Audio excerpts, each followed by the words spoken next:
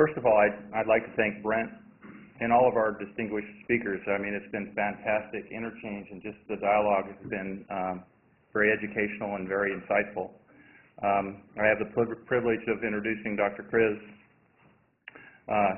He's a licensed psychologist at the Child Development and Rehabilitation Center, the CDRC, here at OSHU. He received his doctorate clinical psychology from Pacific University in 2011. He completed his postdoctorate fellowship at the CDRC with a focus on autism evaluation and neuropsychology, emphasizing his interest in epilepsy. He joined the OSHU faculty at the Department of Pediatrics in 2012 and currently collaborates on and leads a variety of research projects within the CDRC. Clinically, Dr. Kriz serves as a staff neuropsychologist on the Department of Pediatric Neurology and the epilepsy team.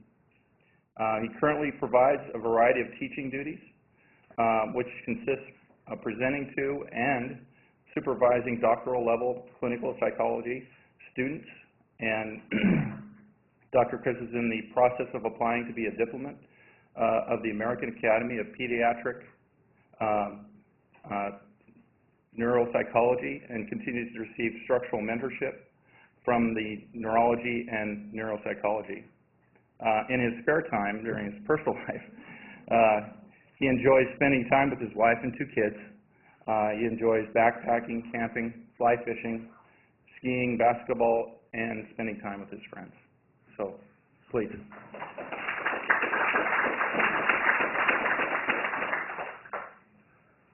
Thanks for that nice introduction. Can we raise this up, or no? Oh, this is good. Can everybody hear me? Okay. So the title of the presentation is Now You See Me, Now You Don't, Mood-Related Issues in Epilepsy. And the reason I named it this is because sometimes mood-related issues can be really noticeable, and sometimes they can be hidden, and they can be hidden really strategically. And so because this is an awareness conference, I wanted to have the objective be to learn more about mood-related issues in epilepsy, and learn how to identify them, how they hide, and potentially what to do about them, and when to refer, things to that nature, when to seek intervention. I have no financial investments in anything being presented in this lecture, but I've been accused of being a little moody.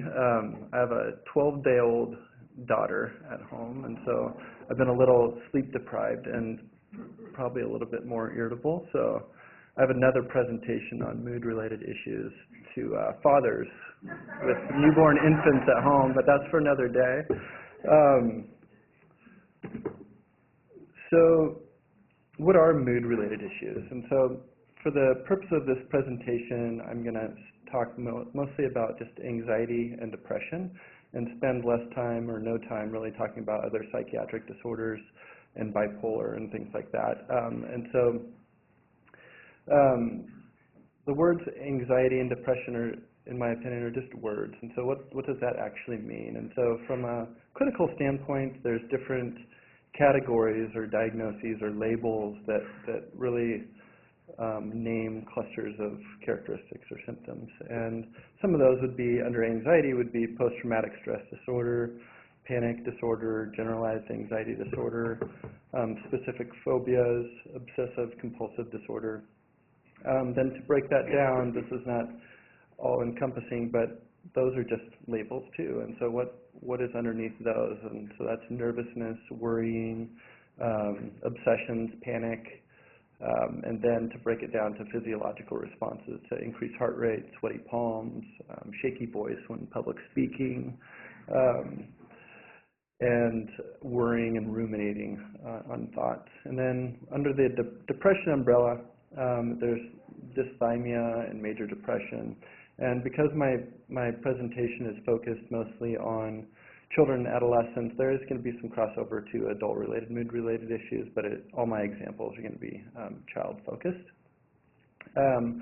So there's a new diagnosis or label in the new DSM-5, which is the Diagnostic and Statistical Manual for Psychiatric Conditions, and that's called Disruptive Mood Dysregulation Disorder, and I really hate the name, but I do appreciate the fact that we're trying to understand mood-related challenges in children a little bit better, and so mood-related challenges in younger children often manifest and come out a lot different through behavioral outbursts or tantrums and things like that. So we'll talk a little bit more about that. Other characteristic symptoms of depression would include irritability, low energy, low self-confidence, negative thinking, and then some physiological responses of interruption in sleep, poor sleep onset, sleeping too much or too little, eating too much, eating too little, then other characteristics of like social withdrawal and isolation, things like that. And then we just discussed in the panel that it's not considered a disorder, so to speak, until it intrudes on someone's life. So depression and anxiety is a normal aspect of people's adjustment to different types of life events. It's when it becomes persistent and impacts an individual in one or more areas of their life is when it becomes problematic, and it's called a disorder. So the presentation would not be complete without statistics. I'm not going to spend a lot of time here, but Dr. Motika quoted that 20 to 30% of his patients have mood-related issues. I think that's pretty accurate. An average would be 25%. So depending on the studies, anywhere from 8 to 33% have had comorbid, co-occurring diagnoses of depression, and anywhere from 15 to 50%, depending on the study and the population. And so the take-home message is that it's more prevalent in this population than in the general chance or the general population. And that can be due to a variety of issues that we'll talk about, and that Jan talked about in her presentation also. So what is the cause? So in the past, some researchers have suggested that epilepsy has a causal relationship to the abnormality in the limbic system, which is the part of the brain that controls or is partly responsible for mood and emotions. That's not the mainstream notion. It's just then other researchers come from the camp that mood problems emerge as a result of adjusting to epilepsy itself and its associated factors. And other researchers have said that they just co-occur, that there's just anxiety or depression and then epilepsy, and there's no relationship. But the most widespread or widely accepted explanation for the increased prevalence in anxiety and depression in epilepsy is that it's multifactorial, is that there's different systems of neurobiological aspects mixing with psychosocial, more cultural or everyday life stressors that impact someone's mood and anxiety and depression.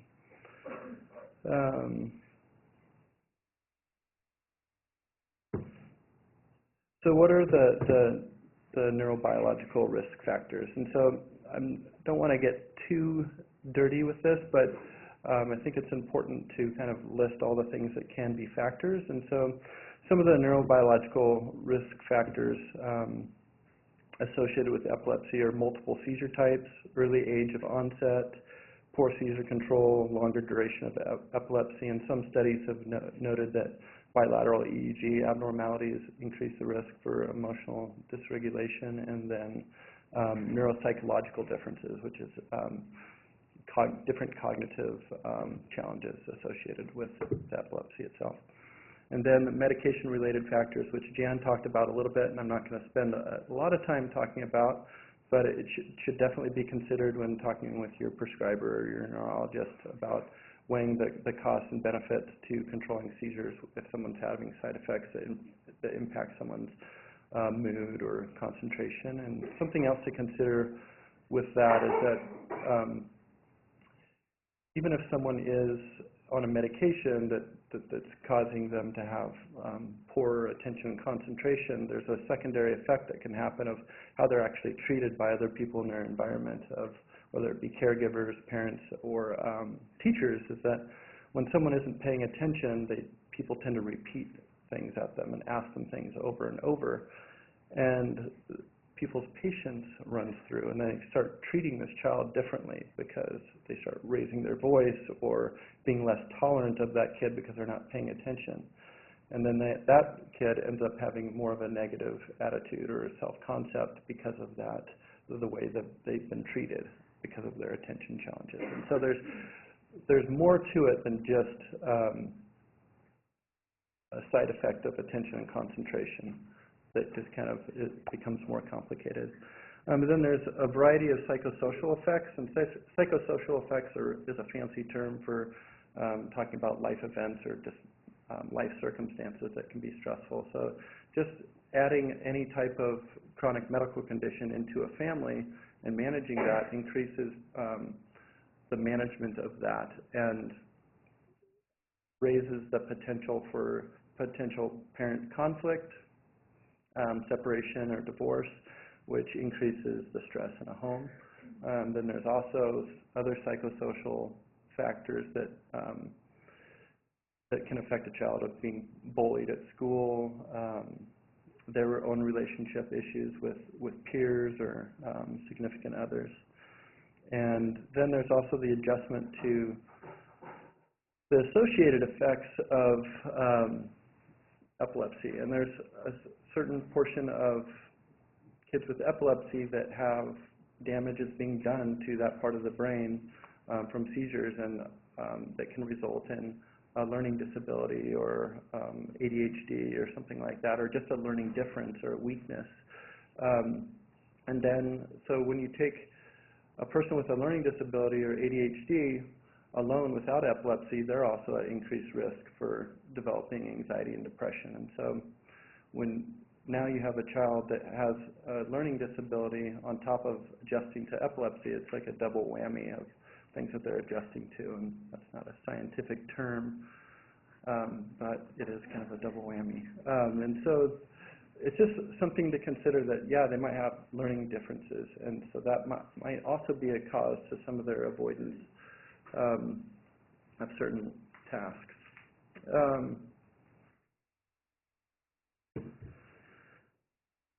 So I'd like to talk a little bit about how anxiety is triggered.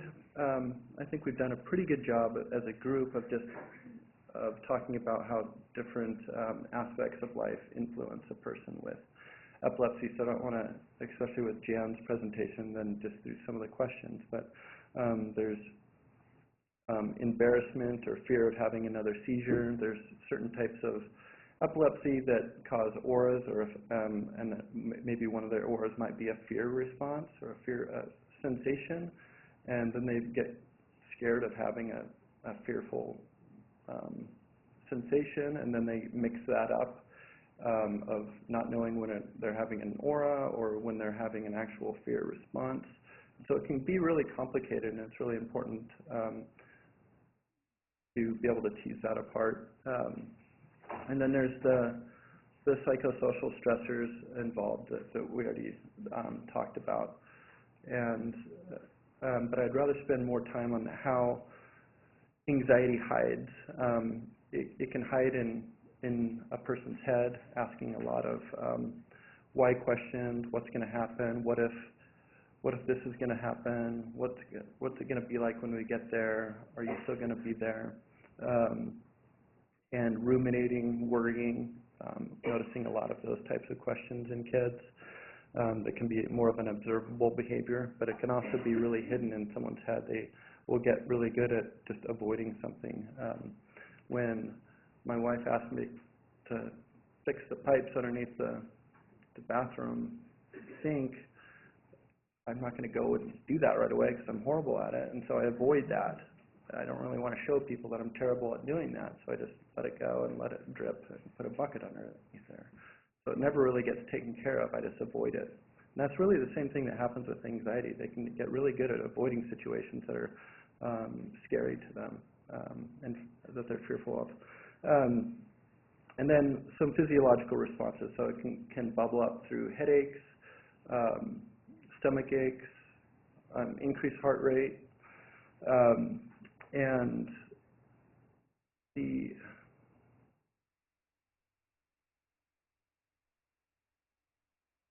I remember my thought. I'll come back to it. So there's a variety of ways that the anxiety can be hidden.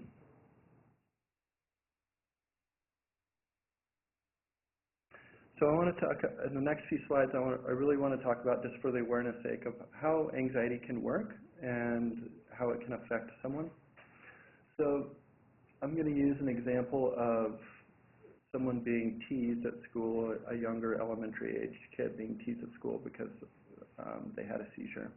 So they come home, children are not very good at identifying and being able to articulate why they are having a bad day or why they're sad or why they're upset. And so maybe the teacher called and told the mom what happened. And so the next day, the kid said, well, I just don't want to go back. I don't want to go see Jimmy again. And the parent says, okay, that's fine. Let the child adjust. And they go. A week later, Jimmy was under control for a week, didn't tease anybody, but the next week decided to tease. And so the kid comes home, and the next morning gets up, I don't really want to go. I don't really want to see Jimmy again. Well, the parent says, well, you have to go again. You still have to go to school. You have to get over this.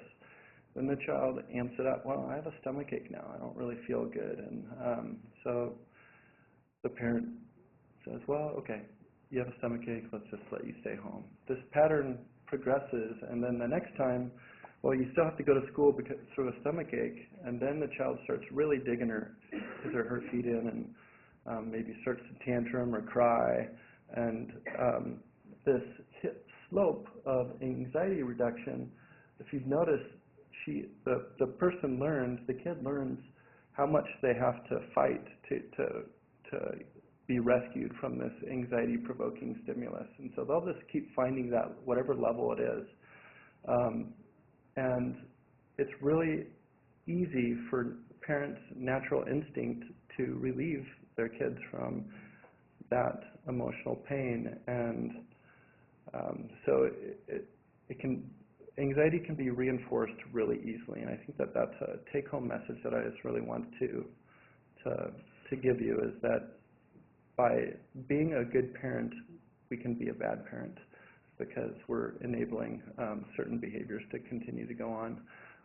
And so I often tell parents that with most kids, you can just give them love and some exposure to their different worlds, and they can be successful and they'll grow up great. And when you throw in a chronic medical condition and perhaps some emotional challenges, natural parenting instincts kind of don't work as well. You kind of have to do your homework and learn to tweak things, and it requires some trial and error. And that's, I think, just important to accept. It's not anything that you're doing incorrectly. It's that the circumstances that you're in are circumstances that majority of people out there, majority of parents out there, do not have to deal with. And so now you just have to tweak it and change it a little bit. So that's how, and you can really apply any type of feared stimulus into that model, and it will have the same result.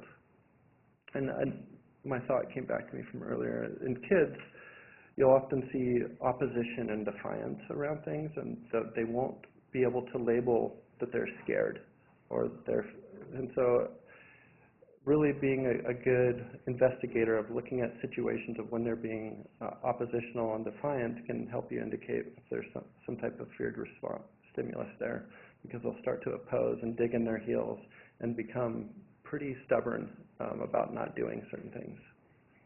That's why I have a bucket underneath my sink at home. So parenting anxiety, we kind of talked about how parents can contribute, but I do think that there's this other model to your right, this isn't my favorite model, but it's the one that I found. But it can be, you can definitely apply this. So I do this with my dog. I'm a behaviorist, and it took me a long time to figure this out. You can walk your dog, and they bark at some other dog and growl at them and bite them, and we obviously don't want your dogs doing that. And so they get reprimanded, or you tense up, and then the next time you're walking, you see a dog across the street, you tighten the leash and take a deep breath. That dog has been conditioned to your response, and when the dog gets close, he has that same response, and around you go. So you can actually reinforce anxiety really easily. So for parents, it's really hard to do, but we've kind of touched on it about not kind of hovering and letting go of, like, letting your child do something and let them go, or modeling fear. Oh, don't do that. You can't do that. You can't go biking because you might fall down, then you might hurt your head. Oh, no, you can't do this, or you can't do that. All that's doing is really modeling fear for a child. And so the next slide we'll talk about a little bit other ways. And again, this is a natural parenting instinct. We want to keep our kids safe. We want to help them. And so teaching fear is definitely fine, but teaching them how to manage it themselves is important. So the do's and don'ts. I am guilty of all the don'ts. So give yourself a break, and most parents are. But when looking at anxiety, and these models can also be applied to depression, which I'll get into briefly in a few minutes. But model problem solving, don't model problems. So with your 10-year-old kid that comes home, you're talking about the day, I can see myself saying, oh, I had a horrible day. My boss was all over me, and this wasn't a good day. I hate work. Just to reframe it, you can say I had a really difficult model problem solving. I had a really difficult day. My boss is giving me a hard time, so I went and talked to a coworker to figure out what I should do. We created a solution. I presented it to my boss, and everything was fine. Same result, same day happened. You problem solved during it. You just didn't model that. And kids need that modeling of difficult situations. And so taking these little tidbits and just reframing them a little bit can be really helpful. Having a positive attitude or a bad attitude. And I am really guilty of this, even with some of the kids that I see, of like, oh, you got out of school today. I'm just telling that kid that school isn't very fun. And I do it. I do it all the time. And so a better thing to be would be not to say that at all, probably. But parents often say, oh, math sucks. I was always terrible at math, so I never did it, or I hated school. It's really, kids latch on to what their parents say. They will, whether they act like it or not, they take on those same opinions that they watched and heard you say. Whether they will be able to repeat it just then, they will take that on. And so even if you didn't like school, you can say, school was very challenging for me. I'm really glad that I went through it and studied all the hours that I did, because I got a lot out of it. It's a lot different than saying school sucks, and I didn't like it either. So modeling that so they can have the confidence to go do something that's difficult.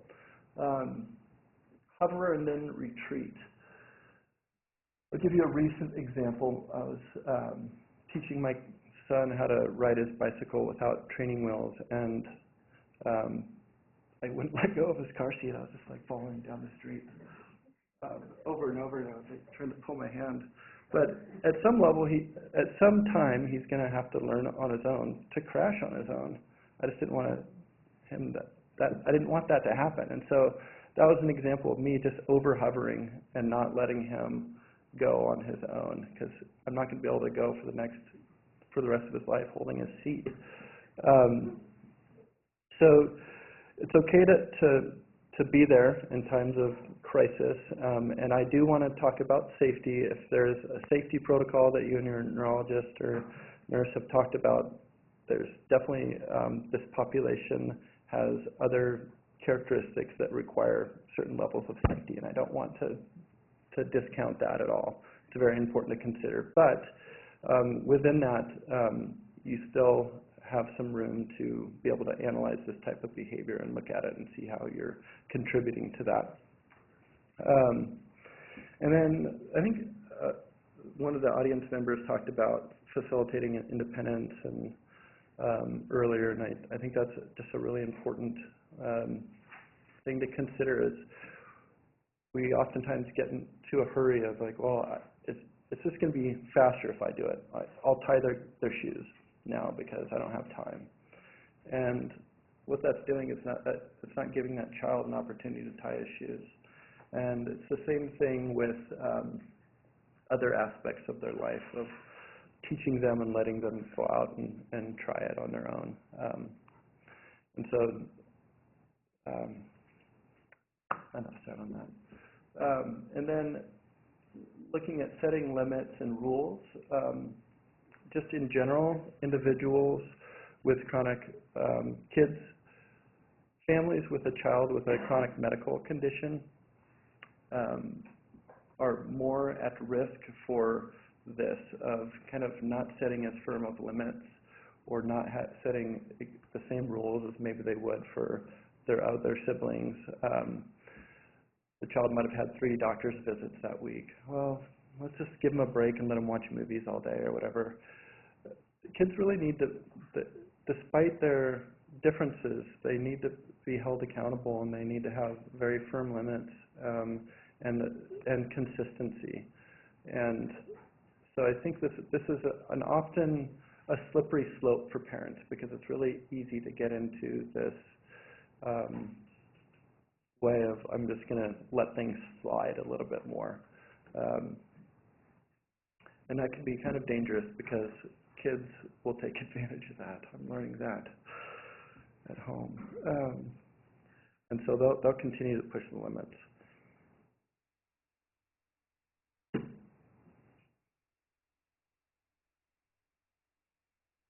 How are we doing on time? Yeah. We're good? Okay.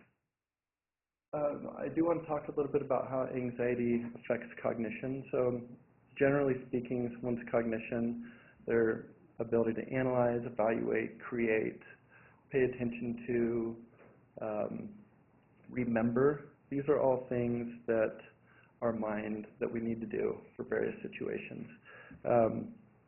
And it has a negative impact. Anxiety has a negative impact on our cognition. So I'm going to give the example of losing your car keys when you're already late for work. I think everybody's been there, where they're scrambling around their house looking for their keys.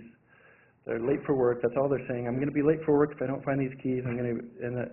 That's anxiety talking. And if the anxiety wasn't there, you could have just analyzed, okay, this is what I did. This is the potential places they could have been, and found them a lot quicker than you did if the anxiety wasn't involved. And that really bleeds over into academics and socializing.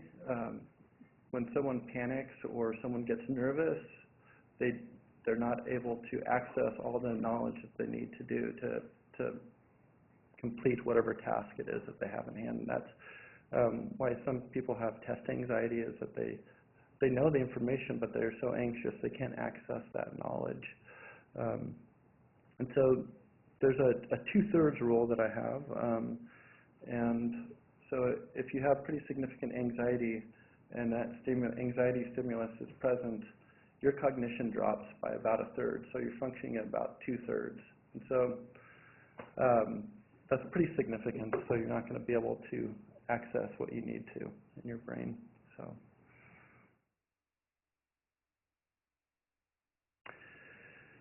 the vicious cycle of depression. We're going to shift gears. Depression and anxiety are very closely related. They often intertwine.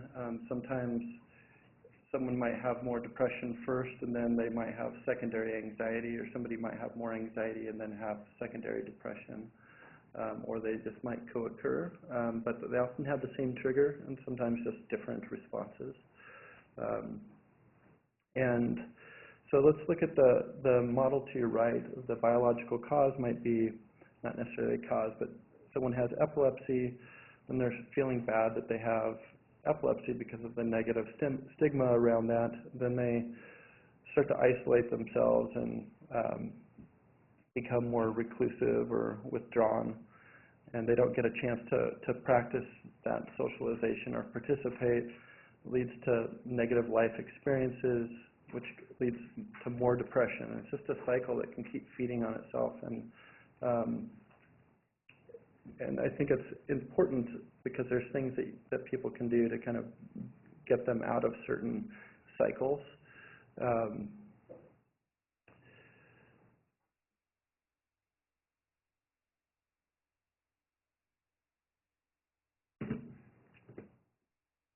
So how does depression hide? Again, very similar stressors, but maybe different responses, not as many questions asking, but more maybe internalizing, like, I'm feeling bad about myself, I'm no good,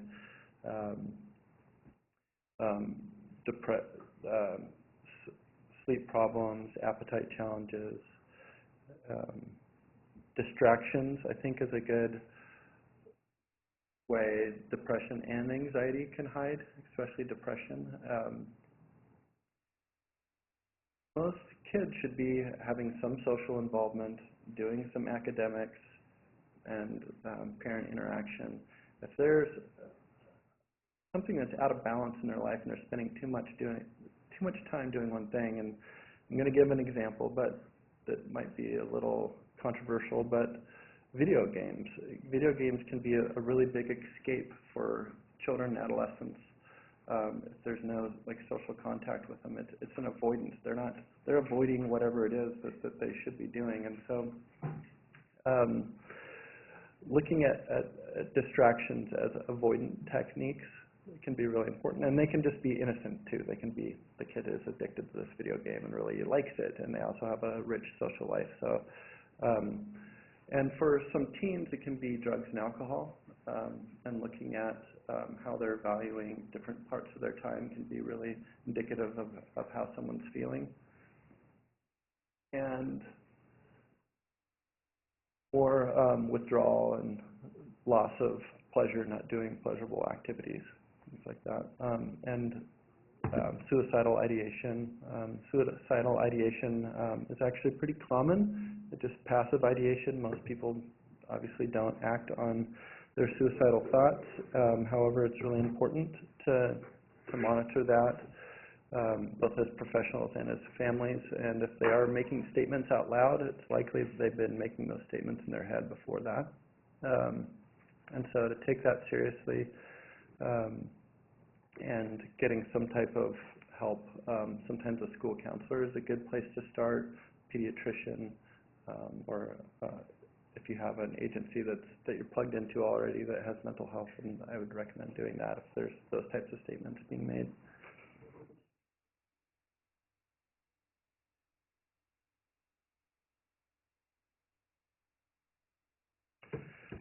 So depression also has a negative impact on your cognition. So your ability to sustain attention, concentration goes down. Your processing speed, you actually process information and complete work at a slower pace.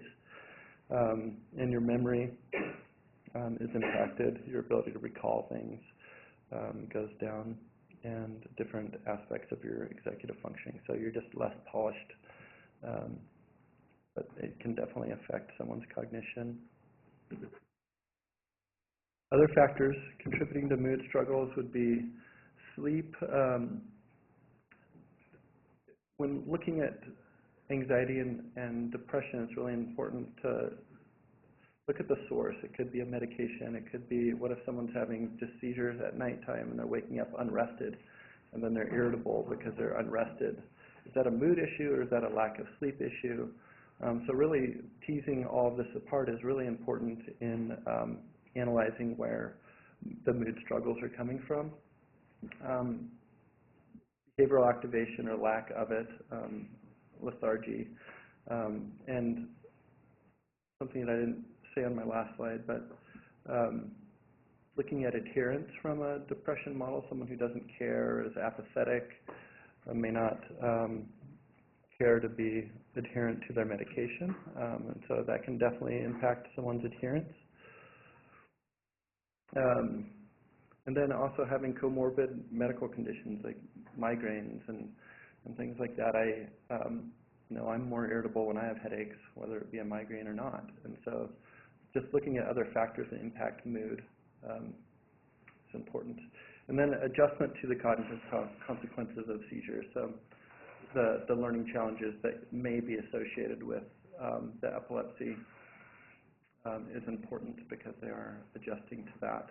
And the people that are most successful with mood related issues and learning related issues are the ones who have insight into it, that know that they have it, or learning about a disability, knowing that reading is difficult. So they learn how to compensate for it, they learn how to accommodate, and to get around it, and those are the ones that are most successful at getting, adjusting to their differences. So what to do about it, depending really on the developmental level. So there's insight-oriented therapy, which would be considered cognitive behavioral therapy for depression, anxiety. That requires someone who's a little bit older and higher functioning, that has some metacognitive skills, someone that can think about their own thinking. If they're not to that level developmentally, or they're younger, looking at more behavioral principles to reinforce positive and negative behavior. And other exposure and response prevention is the primary evidence-based intervention, therapeutic intervention for anxiety. And mindfulness, I think, is a really good, a lot of evidence on mindfulness-based relaxation to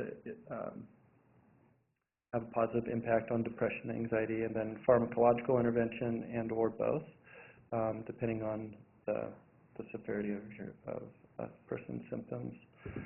Other means to change are activating behaviorally, changing parenting techniques that we talked about a little bit, having really good sleep hygiene, facilitating social interaction, and then coping and just learning breathing and relaxation exercises and learning those stimuli on your own.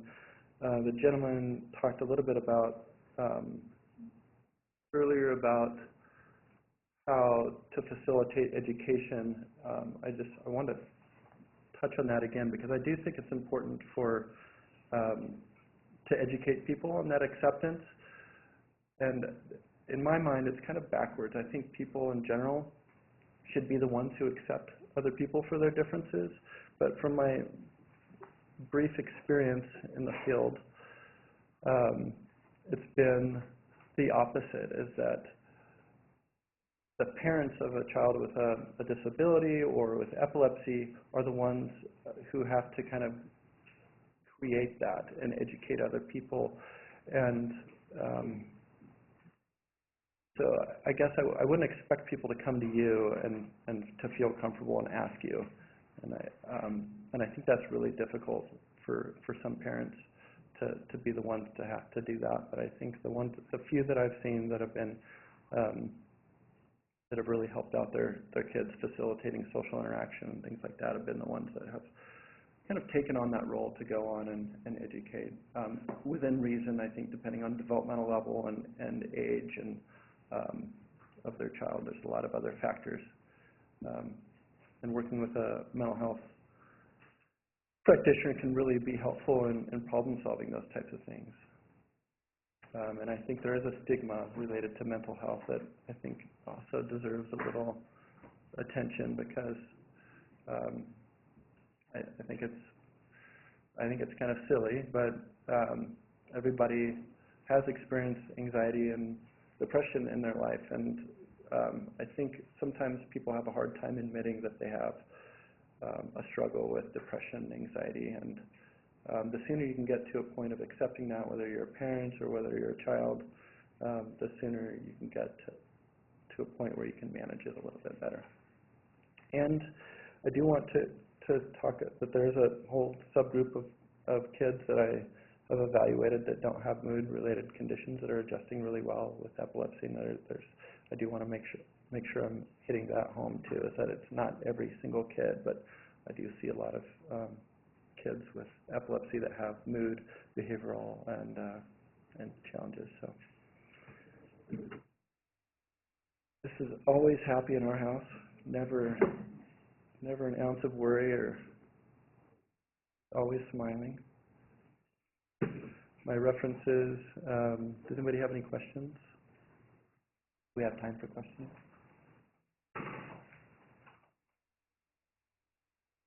Sorry, I sprung that on you guys.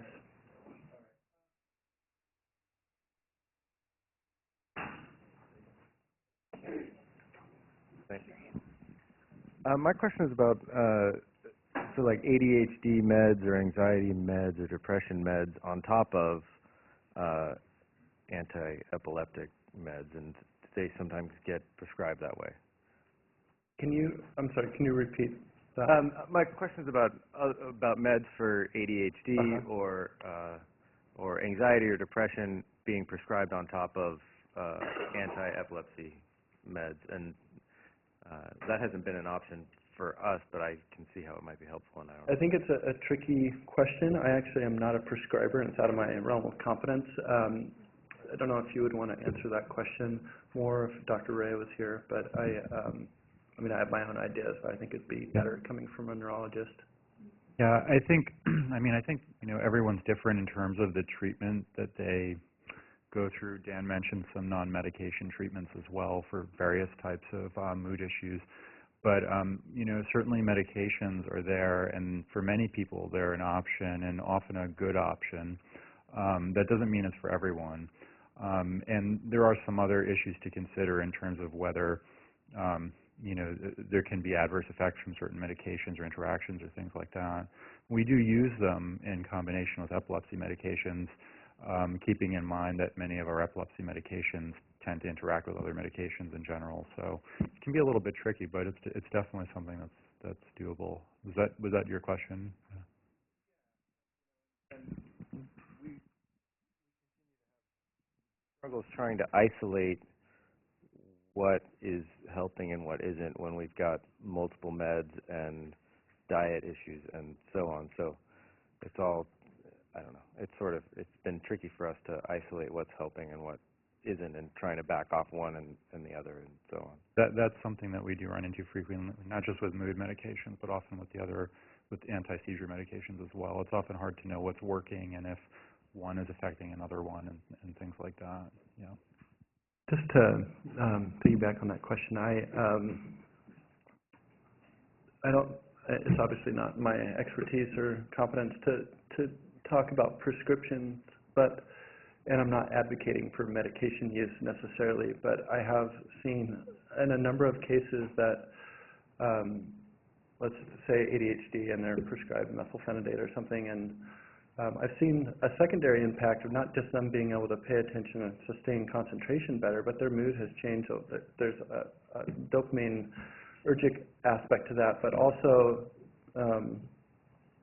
secondarily, because they've been more successful in the classroom, they're not being pointed out as much. They are able to complete their homework better. Their self-esteem increases, and so it's not just an attention concentration issue. It's also has a secondary effect. And again, I'm not advocating for all children with attention concentration issues to be put on methylphenidate, but I think that there's some things to consider. I think being a healthy consumer, a healthcare consumer, to think about all those aspects when considering a decision for your family.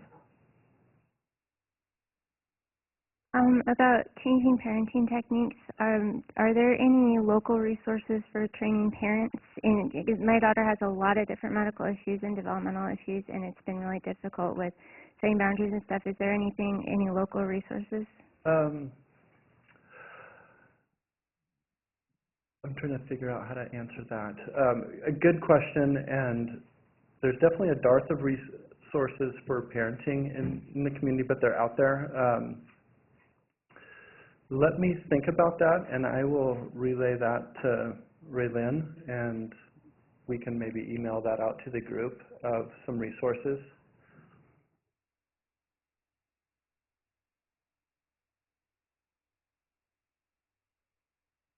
But that, parenting can also be addressed in individual therapy. Kids, in my opinion, need to have adults or parents involved in their therapy for it to be successful, younger kids especially. But so it's another way to get some of these tweaks.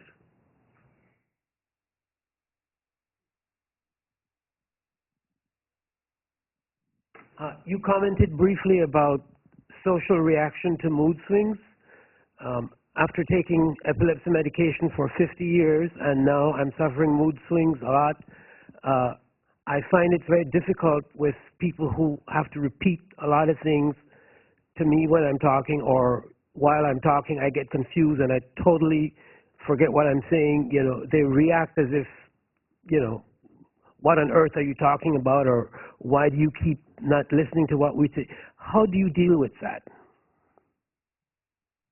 Well, I think it comes back to an education piece of, depending on, you're not going to educate every person that you interact with, but if you're having a meaningful interaction, maybe letting them know ahead of time, like sometimes I have a little bit trouble tracking conversations, just have patience with me or something like that, depending on your relationship with the person. I think, is that kind of the... Yeah, kind of. It's just that, you know, well, I'm talking about my own family, who I've lived with, you know, and then now it's so hard for me to deal with that because they might not realize that I'm not being difficult. It's just part of the problem of my disease, of my illness. I think a here and now approach is oftentimes useful. Of like, when it happens, name it, and so they know that, oh, that's what it is. Not after the fact or before. Like, if you know that you're being irritable because you're not tracking or whatever, saying, this is what I'm talking about, I'm having trouble right now, or immediately after, or something like that. That can often be helpful as indicators for family members to be able to identify and to have patience with it, because that's really what it is from other people, is the lack of patience and understanding they're used to having you different. And welcome. Hi, our son is 6 years old, and he has, you know, epilepsy as well as ADHD and anxiety. And I guess my question with him is we try really hard not to be the, you know, hovering parents, but yet, like, he won't go, we live in a 2-story house, and he won't go upstairs alone because he's just so fearful of things. And I guess I want to know how we can lovingly push him to do things more independently, but yet I don't want to traumatize him in the long run. So we end up just going with him upstairs all the time, and it gets to be poor. One thing I didn't mention is that all this stuff is easier said than done. So give yourself a break, number one. Number two, something like that would be a fear-related response, and so you would need more of an exposure and response prevention type of approach that is a specific type of psychological intervention and requires a certain type of practitioner. And so I'd be happy to talk with you a little bit afterwards about maybe who to contact, or, you know, based on your insurance and things like that. There's lots of variables, but yeah. I have a question about my son's cognitive ability, and how can someone adequately assess his cognitive ability or his aptitude when so much anxiety is present, and when it seems so uneven, or day to day? It's a good question. So you can't be absolute, and that's the trouble with neuropsychological testing, is that it's the best that we have to really measure those types of things. And there is a certain amount of variability. And they're usually within what's called, if you test someone from one time to another, there's usually an error of measurement where you can be pretty sure that it's in a certain range. But again, it's not absolute. And anxiety does impact that, and it should be considered in that evaluation. It is very impacting, so I don't know how else to tell you.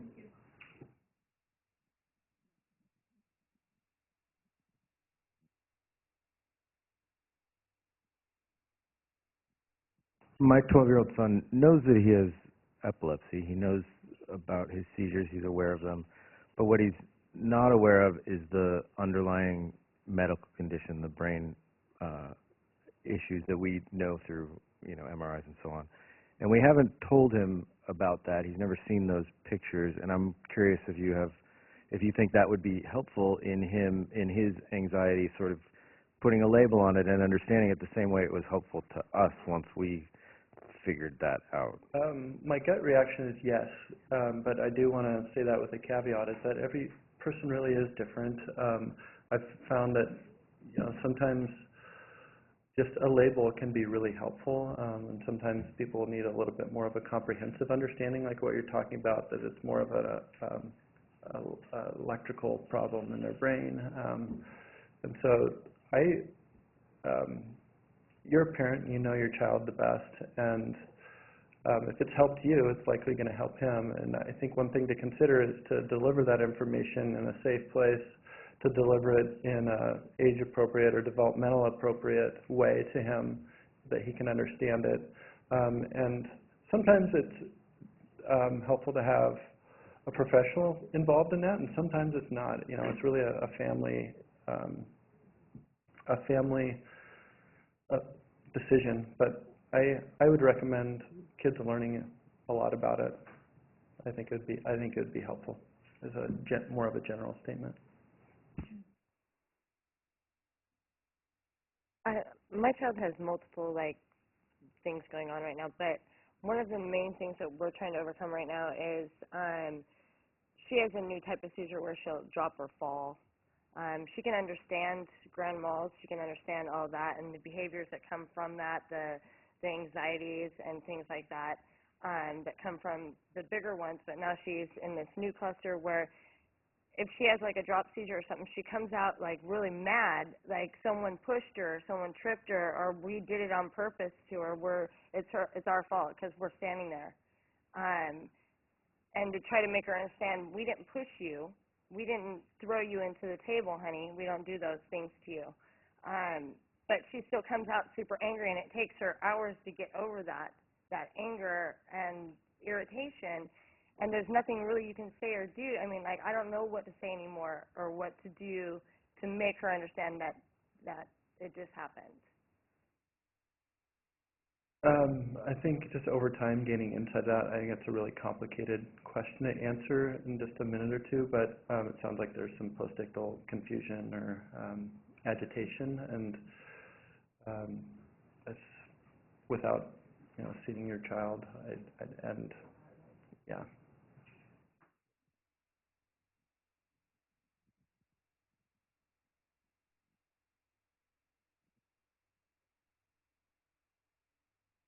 Hi, I just wanted to respond to your comments about the aggression when she comes out of a drop seizure.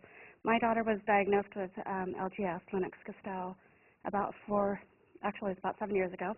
And she had had multiple seizures for many years, and all of a sudden at the age of 10, these drop seizures started occurring.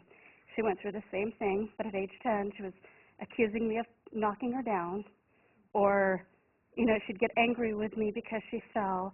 And it took a good 2 years before she kind of realized, and I think it was a really good fall where she actually broke some of her teeth, that she finally realized I was nowhere around her. She was with her grandmother. She fell, she hurt herself, and she didn't dare accuse grandma. So I think that, it's really a matter of patience. I literally started just saying, I'm really sorry that you feel that way, honey. I'm sorry that you feel that I would knock you down on purpose. And I kind of did a little reverse guilt on her. And she eventually realized what was happening. She came to a little bit more understanding of it. And I think it's just a phase that they have to kind of go through. It's a really traumatic experience to have a drop seizure. With my daughter, it was a matter of if she was standing still, she'd fall flat on her back. And if she was walking, she'd fall flat on her face. No amount of being right there to grab them can save them from that and from that hurt that they feel that has been pushed upon them. And so the first thing that they want to do is strike out at whomever was closest. So a lot of patience. I've been through it. My daughter luckily has stopped having drop seizures thanks to a new medication that she's been on.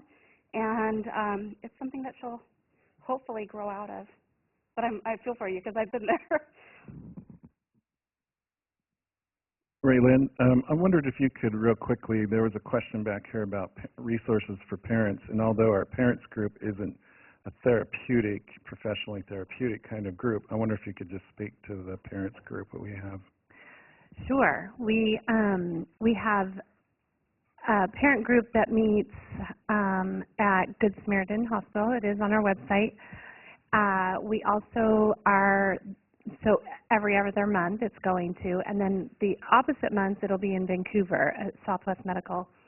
And, you know, it's just a really good resource, and I really am excited to see it grow because I think that you can come there and get, although I know that Dan and other people and the doctors have great resources, and we do on our website, it's really, especially listening to some of the people talk, it's also the life experience resources and what you're going through, and you may really connect with someone else that has gone through it or is going through it, and offer that support and that ear and just some information that we as caregivers and parents go through. So I think that's a really good resource. And I know that the doctors also promote and support those groups as well.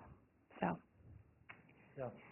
I wanted to just say too, Dan, do you think that it is somewhat of a wall, or if you will, or a coping mechanism that they might be reacting this way? It's like a denial almost that it's happening? Maybe. It's really hard to know without getting to know a person, but yeah, it could be a way of coping, yeah. People tend to internalize or externalize as a way of coping, but it also could be post-ictal agitation or confusion too.